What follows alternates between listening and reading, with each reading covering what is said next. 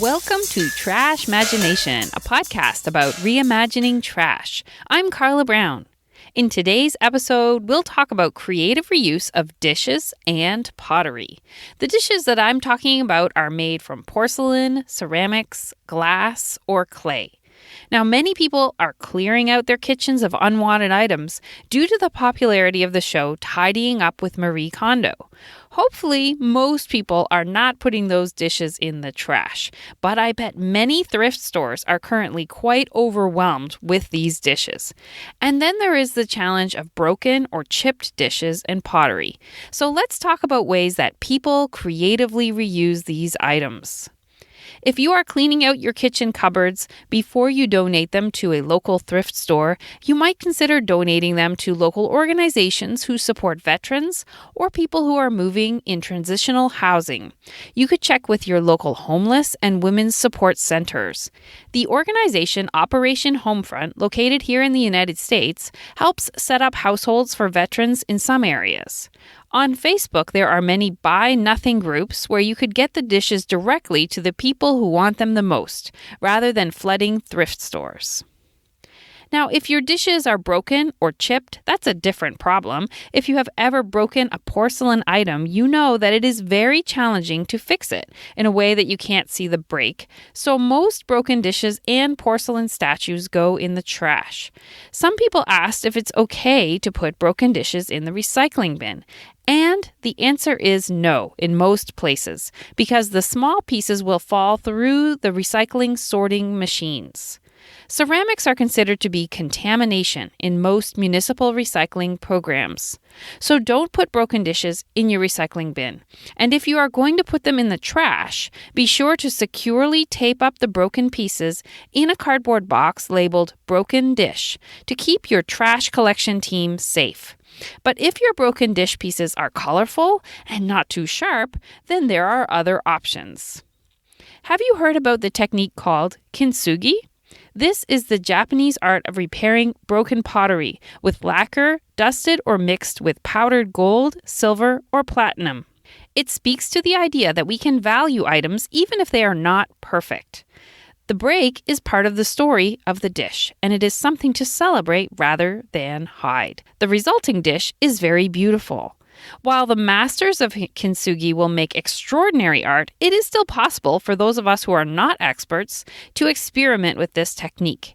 Kintsugi works best with pottery that you are not going to use for eating and which have maybe only one or two big breaks rather than many pieces. I will link to a video tutorial that might inspire you to give it a try, and you only need two materials, a 2-part clear epoxy and mica powder.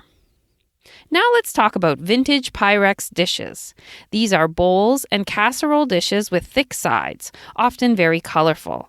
These dishes are made with a specific type of glass called borosilicate glass, which was made starting in 1915. The colorful ones were made from 1947 until the 1980s. There are lots of people who collect vintage Pyrex dishes. Some designs were owned by almost everyone in America, it seems like, but some were promotional designs and are quite rare.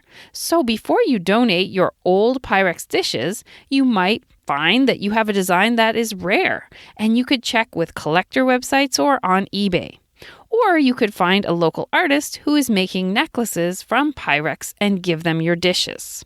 If you broke the bottom of your Pyrex casserole dish and now you only have the glass lid, then you should check out a craft by Sadie Season Goods. She turned hers upside down and used it as a bird bath.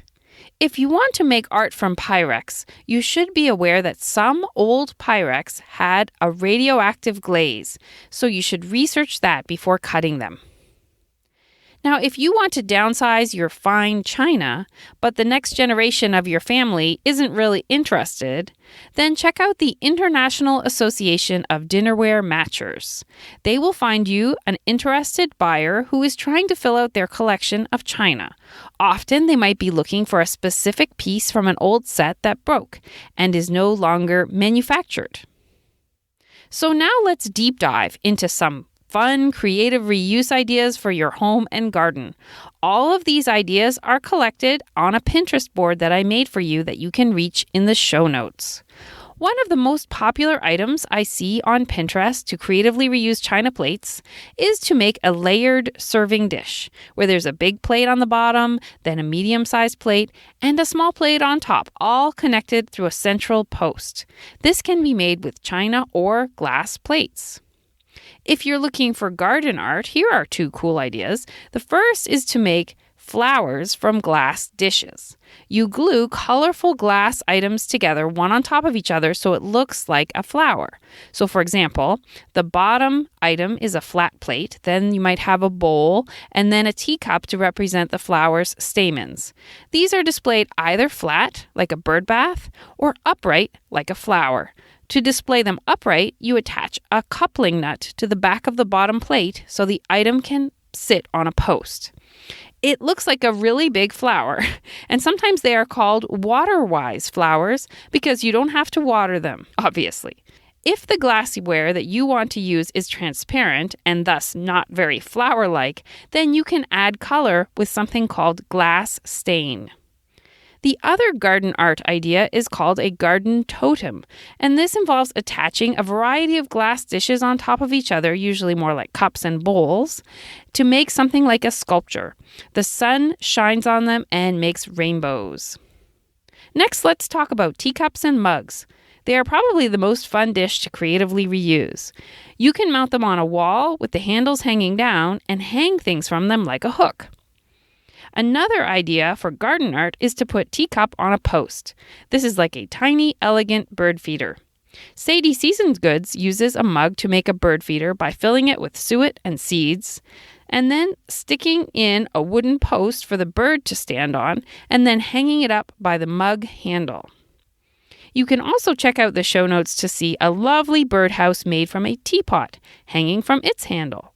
Another way people creatively reuse teacups is to make them into a candle.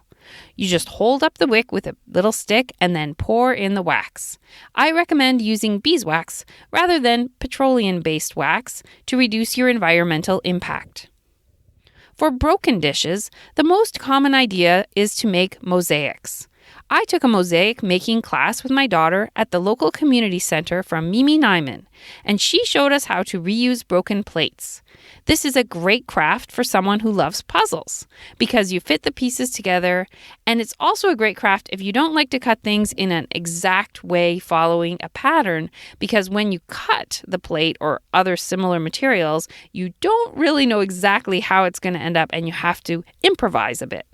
Lots of people reuse broken dishes as decorative mosaics on flower pots, tables, and other surfaces. If you don't plan on doing mosaic art yourself, you could bring your more colorful or interesting broken dishes to your community center to find mosaic artists.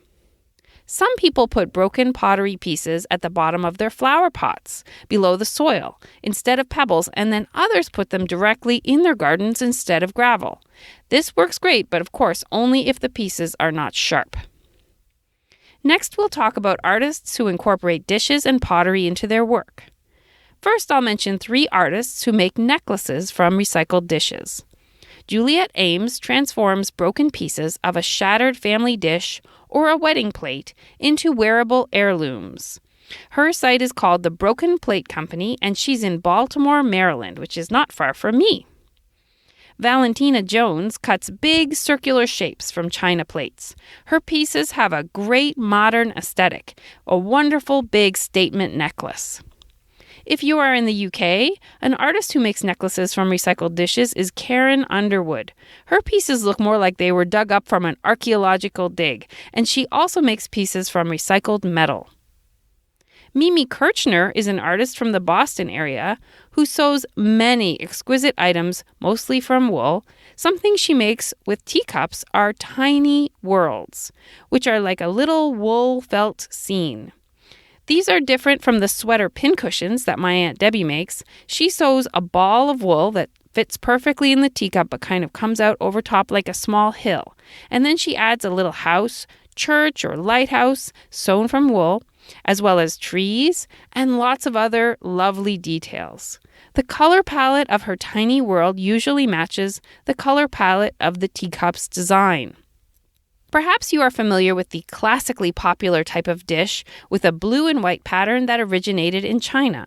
The art that you see on this type of dish reminds me of a fabric called toile, which usually features pastoral scenes of farms and cows.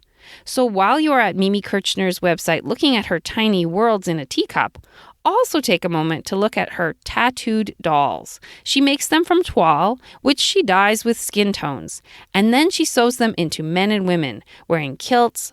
Sometimes they're lumberjacks, they're acrobats, merpeople, and pirates. I will share a video showing Mimi in her studio, and she says in this video, "I have a really hard time throwing anything away. Every little bit seems like it could be used for something." I think Mimi and I might be soul sisters.